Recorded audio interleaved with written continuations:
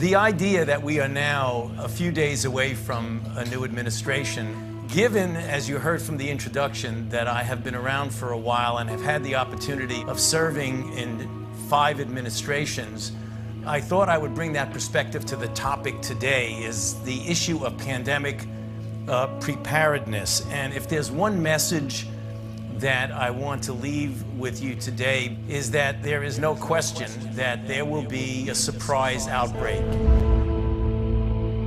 The thing we're extraordinarily confident about is that we are going to see this in the next few years. Thank you. इसके अतिरिक्त जो है अभी एक नियम एक और आया हुआ है, जिसमें आपको शायद नहीं पता होगा कि जब क्लिनिकल ट्रायल्स के समय यदि किसी को कोई इंजरी हो जाती है, किसी की मृत्यु हो जाती है, कोई उसके अंदर बीमारी आ जाती है या उसको कोई नुकसान होता है, तो भारत में जब उसके कंपनसेशन देने की बात होती थी तो एक नियम बना था, जिसमें यह था कि यदि उस व्यक्ति को, ये आपको मैं इसकी स्लाइड दिखा रहा हूँ, आप उसे देखिए कि ये जो क्लिनिकल ट्रायल का कंपनसेशन जो मुआवजा देने की थी, उसके नियम में किस प्रकार से षड्यंत्रकारी रूप से जो है बदलाव किए गए, जिससे कि क्लिनिकल ट्रायल्स के लायबिलिटी फ्री हो जाए। उद्देश्य ये रहता है कि मार्केट में ज़्यादा से ज़्यादा ड्रग्स दवाइयाँ आएँ, तो इस प्रकार की छूट देना जो है वो ज़रूरी हो जाता है। तो इस नियम में भारत के मुंह पर एक तमाचा जो है वो मारा गया है, जिसके अनुसार यदि कोई विकसित देश किसी दवाई को अप्रूव किया होता है तो भारत में उसके क्लिनिकल ट्रायल की आवश्यकता नहीं रह जाती, ये इस नियम में लिखा है। वहीं दूसरी तरफ यदि भारत के किसी इंडियन रेगुलेटर ने कोई दवाई अप्रूव की हुई है और यदि वो किसी डेवलप कंट्री में जाएगी तो उसे क्लिनिकल ट्रायल पास करना पड़ेगा। मतलब ये कि भारत के द्वारा पास की गई कोई दवाई का महत्व विकसित देश में नहीं है। तो इसका उल्टा क्यों है सच कि भारत में वो दवाई बिना क्लिनिकल ट्रायल के हम प्रयोग कर सकते हैं। इसी प्रकार से जो कंपनसेशन के बारे में नियम है, उसके अंदर जो अंडरलाइन किया हुआ है उसको मैं आपको दिखाना चाहूँगा कि जो ड्राफ्ट रूल ने ये प्रपोज किया था कि जब भी कोई क्लिनिकल ट्रायल के कारण हुई इंजरी या डेथ के लिए जब कोई केस जो है उसके सामने आएगा तो 60% मुआवजे का जो राशि है वो पहले ही जो विक्टिम है, जो मरा है या जो इंजरी जिसको हुई है उसको दे दिया जाएगा। लेकिन गवर्नमेंट के ऊपर बहुत ही अधिक प्रेशर डाला गया फार्मास्यूटिकल कंपनी की तरफ से और वर्ल्ड हेल्थ ऑर्गेनाइजेशन की तरफ से, जिसके कारण ये पूरा जो प्रोविज़न था ये वहाँ से हटा दिया गया। और यदि इस डॉक्यूमेंट को आप ध्यान से पढ़ेंगे तो इसमें एक बात यह निकल कर आती है कि क्लिनिकल ट्रायल्स के जो आउटकम है, जो उसके नतीजे निकले हैं, सार्वजनिक करने की ज़रूरत इन कंपनीज़ को नहीं है, जिससे कि उसके जो नतीजे में क्या गलत हुआ है क्या वो उसको भी पता ना लग पाए। तो इस प्रकार से नियम हमारे देश के लिए बनाए हुए हैं जो क्लिनिकल ट्रायल्स की वजह से हम लोगों का जीवन जो है वो दांव पर लगा हुआ है। अब यह एक बड़ा इंटरेस्टिंग डॉक्यूमेंट है जिसमें ये 19 जून 2018 को भारत की हेल्थ सेक्रेटरी प्रीति सुदान को, जो डेप्यूटी डायरेक्टर जनरल है सौम्या स्वामीनाथन WHO की, उन्होंने एक लेटर लिखा जिसमें ये कंपनसेशन के जो क्लॉज हैं इनको हटाने की बात कही गई, क्योंकि इनके कारण जो है जो दुनिया भर की जो फार्मास्यूटिकल कंपनीज़ हैं वो भारत से भागने की तैयारी करेंगी या भारत में अब इन्वेस्ट नहीं करेंगी या अपनी दवाइयों का क्लिनिकल ट्रायल नहीं करेंगी और वो भारत से दूरी बना लेंगी। इस कारण से उन्होंने कहा कि इस रूल को जो है वो हटाया जाए। तो WHO की भारत की डेप्यूटी डायरेक्टर जो है वो उसके लिए स्पॉन्सर्स और कंपनीज़ के क्लिनिकल ट्रायल से उनको बेनिफिट हो ये अधिक महत्वपूर्ण है। भारत के लोगों के जीवन और स्वास्थ्य का नुकसान हो उनकी कोई चिंता नहीं है, और अगर नुकसान होता है उनको किसी प्रकार का मुआवजा मिल जाए उसके लिए भी उनकी कोई चिंता नहीं है। उनकी चिंता केवल और केवल फार्मास्यूटिकल कंपनीज़ और क्लिनिकल ट्रायल करने वाली कंपनीज़ के लिए। वैक्सीन विरोधी हमने कैंपेन हैशटैग चलाया हुआ है। वैक्सीन विरोधी जो है, कई लोगों ने बोला कि वीरेंद्र भाई जो है वैक्सीन विरोधी लिखना ठीक नहीं है। हम कहते हैं हम लोगों जो हैं ने बिल्कुल ये प्रण किया हुआ है, सर पे कफन बांधा हुआ है कि ये वैक्सीन विरोधी, कोई विरोधी लिखना जो है यदि सरकार को उससे गलत लगता है तो लगता रहे, लेकिन यदि हम विरोधी हैं तो विरोधी हैं। उसको हम किसी कुछ मीठे मीठे शब्दों में बोलकर हम सरकार को नहीं जताना चाहते, क्योंकि जब वो हम पर कोई नियम लागू करवाने के लिए डंडा चला सकती है तो हम लोग भी जो है अपने शब्दों का डंडा चला सकते हैं, जिसमें हम लोग साफ साफ बोलेंगे कि ये जिस प्रकार से षड्यंत्र चला है वो नहीं करेंगे। तो सबसे पहली चीज़ मैं आपको ये कहना चाहूँगा कि ये जो हमने वैक्सीन विरोधी कैंपेन चलाया है, उसका बैनर पोस्टर का लिंक जो है मैं डिस्क्रिप्शन में दे दूँगा आपको, उससे डाउनलोड करके जितने लोगों को भेज सकते हैं, सॉफ्ट कॉपी प्रिंट करा सकते हैं, बांट सकते हैं, वो आप करिए। हमने डिज़ाइन करा हुआ है उसको प्रिंट कराकर बांटेंगे, लोगों को वैक्सीन के बारे में पता चलेगा। लगता है कि वैक्सीन जिस प्रकार की आने वाली है वो बहुत ख़तरनाक रूप में आने वाली है। उसके बारे में मैं आपको एक वीडियो दिखाना चाहता हूँ। इस वीडियो को देखकर आपको समझ में आ जाएगा कि एग्जैक्टली क्या इसके अंदर मैंने नीचे हिंदी में ट्रांसलेशन जो है वो कर दिया है, क्या इनकी मंशा है। It is impossible to make a vaccine that's completely safe. You are going to injure a certain amount of people. Government is going to mandate this product. No matter how grievous your injury or your child's injury, no matter how toxic the ingredient, no matter how sloppy the line protocols, no matter how negligent that company, you cannot sue them for redress. So there's no discovery, there's no depositions, there's no medical malpractice, there's no class actions. There's zero consequence if they kill you or if they injure you for life. That there is no liability. And for every medical product, the biggest cost is paying liability at the back end. So they said, now, that's scrubbed. We don't have to worry about that. We don't have to safety test them. And there's no reason to make it safe because nobody can sue you, nobody can do discovery. There's no consequence of giving you a really dangerous vaccine. With all those mandatory consumption of that product, it's a gold mine. If you can get a vaccine on the CDC schedule, it's worth $1 billion a year typically to your company.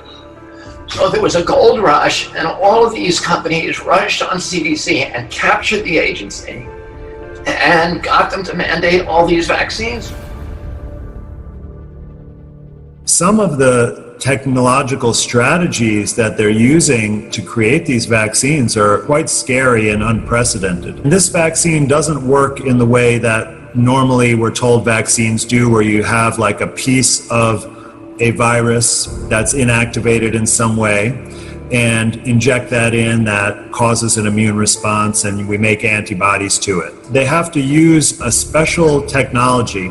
So it's not like a regular vaccine where there's just a syringe with one needle and a liquid containing whatever's in the vaccine and they just put it in. This has 3 needles. So the needle in the middle is the typical type that the material would flow through. But the other 2 needles on either side are actually electrodes. And what they do is they generate an electric current inside of our cells. And this creates what's called electroporation. And what happens is that the electricity causes the cell membranes to create little holes called pores. And then the genetic material can enter the cell through those pores, whereas normally the cell membrane would be a barrier and keep the genetic material outside the cells. So they're using this technique, and this is a form of gene therapy. So they would actually be changing the genetic makeup of our own cells in the local area where they're injecting this. And I think this is something that could be used for all sorts of purposes that we may not know about because we don't really know what these genes represent. Remember, I was talking about the source of this genetic material is undetermined. The thing that keeps coming back to my mind about Bill Gates, he made a statement to the effect of, through vaccines and family planning, we could reduce the world's population by 15%. And 15% of the world's population is somewhere around 1 billion people, billion with a B. He certainly made other statements recently that basically we will not be able to get back to any kind of normalcy in our day-to-day lives. And he specifically mentioned things like concerts or sporting events at arenas where you have large gatherings of people until every single person is vaccinated. He's also talking about having like this vaccination passport or this tattoo or this ink that kind of shows you've had the vaccination, and then that allows you, like you said, to congregate, to travel on airplanes, almost puts you in this high social score. And yes, there is this invisible ink tattoo, which I believe was attempted to be implemented on some children in Southern Africa, but was rejected by the local people there, rightfully so.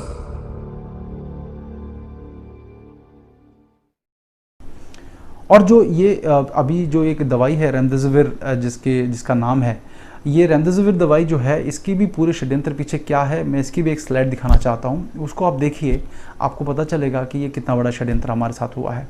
Remdesivir नाम की दवाई Gilead sciences द्वारा विकसित की गई है।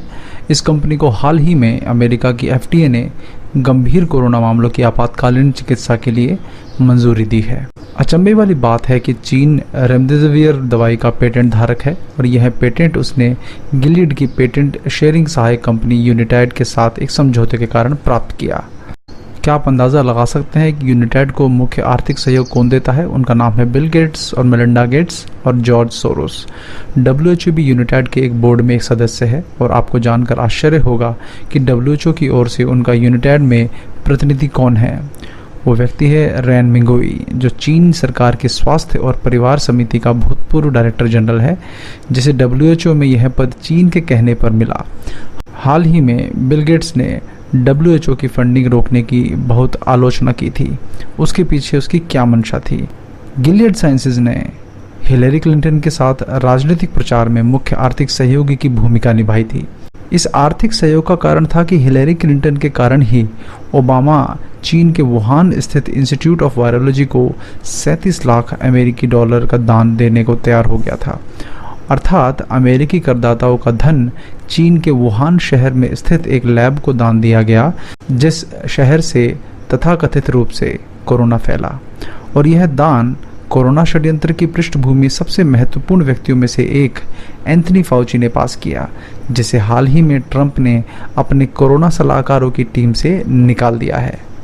एक अजीब संयोग है कि 2 दिसंबर 2014 में राष्ट्रपति बराक ओबामा ने अमेरिका के नागरिकों को आने वाले 5 से 10 वर्षों में एक हवा से फैलने वाली बीमारी से निपटने की तैयारी की चेतावनी दी थी। उसे यह सब कैसे पता चला?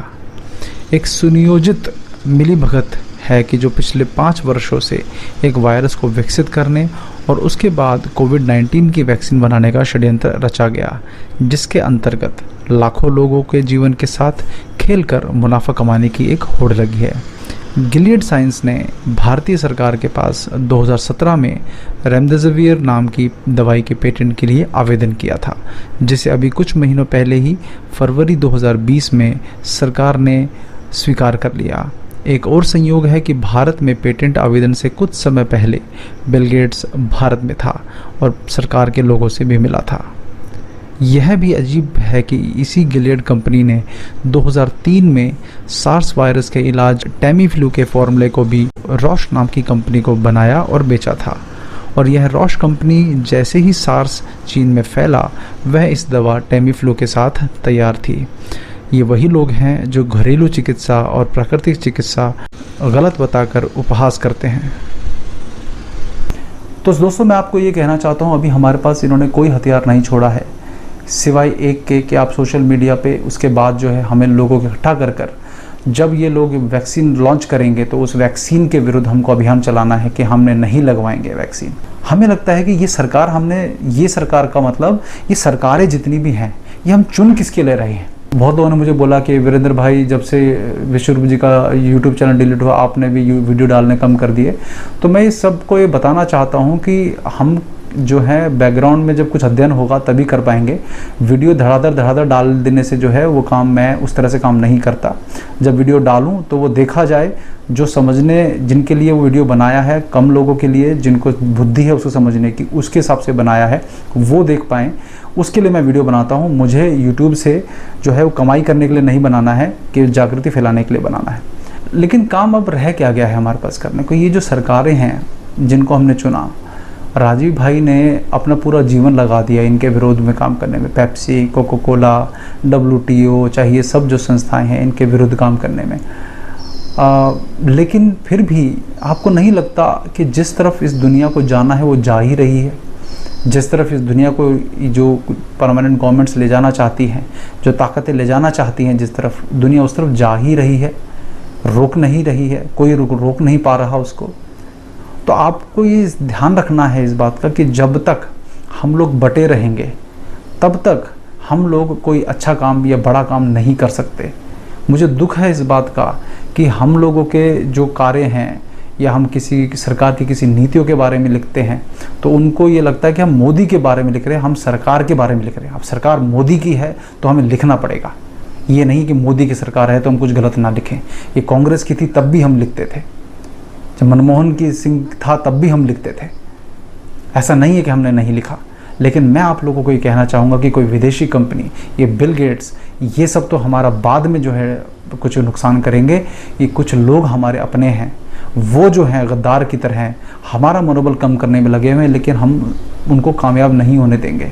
हमारा मनोबल, हम अपना रिमोट कंट्रोल अपने हाथ में रखते हैं। हम लोग आपकी वजह से जो हमारी रातों की नींदें हराम नहीं हो जाती। तो ये अभी मेरे एक मित्र ने पुष्पेंद्र कुलश्रेष्ठ जी से बात की थी। पुष्पेंद्र कुलश्रेष्ठ जी ने मेरे उस मित्र को जो है जानकार थे, उनको बड़ा भयंकर रूप से डांटा। उन्होंने पूछा कि जी ये लोग एक क्यों नहीं हो पाते, तो पुष्पेंद्र जी ने साफ साफ बोला कि ये निहायत ही नीच, घटिया, थर्ड क्लास कौम है हिंदू कौम।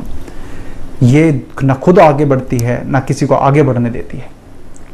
ये पहले दूसरे तो अपने बाहर वाले तो बाद में नुकसान करते हैं, पहले अंदर वाले नुकसान करते हैं।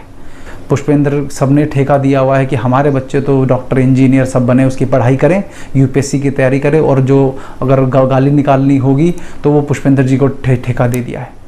यही मुझे लगता है सबके साथ हो गया है कि यदि कुछ विरोध में बोलना है तो वो वीरेंद्र भाई बोलेंगे, वो राजीव भाई बोलेंगे, उनके सुन लेंगे, पुष्पेंद्र जी बोलेंगे या XYZ कोई और बोलेगा। लेकिन हम लोग अपने घर में जो है चैन से बैठे रहेंगे और फेसबुक पे या यूट्यूब पे कुछ हम करते हैं तो वो सरकार के विरुद्ध अगर हो जाएगा तो वो जो बक बक बक बक करके हमारी टांग खींचने लगेंगे। ये जो सबसे बड़ी प्रॉब्लम है ना हमारे देश में, हमें लगता है कि कुछ भी करने के से पहले जो है हमें पहले इसका इंतज़ाम करना पड़ता है। तो आज हमारी बहुत सारी ताकत तो इसमें लग जाती है कि ये अपने जो अंदर घुसे हुए जो ये गद्दार हैं, इन लोगों से कैसे डील किया जाए। मुझे लगता है कि ये बड़ी प्रॉब्लम है। कुछ भी बड़ा करने से पहले मैं आप सबको ये कहना चाहता हूँ कि यदि आप लोगों को कल को सड़क पे भी निकलना चले इसके विरोध में, तो ये नहीं कि कल को सिर्फ अकेले जो है हम खड़े हुए हैं। आप समझ रहे हैं इस बात को? तो मैं ये कहना चाहता हूँ कि आज की डेट में आप क्या करें वीरेंद्र भाई, क्या नहीं करना है, ये सब की बात छोड़ दीजिए। पहले अपने मन के अंदर सकारात्मकता लेकर आइए। सकारात्मकता नहीं दिख रही है लोगों के अंदर, जिनमें दिख रही है उनके पास ताकत नहीं है, और जिनके पास ताकत है उनमें नकारात्मकता है। तो आप सब लोगों को ये करना पड़ेगा। हम लोग बाहर वालों से लड़ें, उससे पहले अंदर वालों से लड़ने का जो है वो हमारी ताकत लगे, हम नहीं चाहते।